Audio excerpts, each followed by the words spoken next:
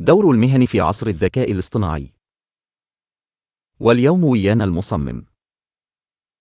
أنا تايك شيناو، أبسط لك التكنولوجيا بدون تعقيد. المصمم اليوم ما يشتغل وحده، عنده وياه مساعد ذكي.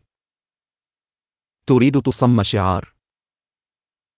اكتب اسم البراند، اختر الوانك، وخلي أدوات مثل لوكي أو براند موك تولد لك عشرات التصاميم بثواني. فوتوشوب صار أذكى، يرفع دقة الصور، يكمل الخلفيات، ويحول رسمة بسيطة لتحفة فنية، كله بالذكاء الاصطناعي. تصميم البوستات صار أسرع وأسهل بأدوات مثل كانفا وفايرفلاي.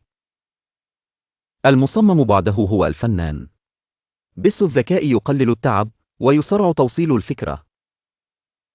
إذا جربت هالأدوات شاركنا رأيك، ولا تنسى تمطين لايك واشتراك حتى توصلك تكنولوجيا بدون تعقيد.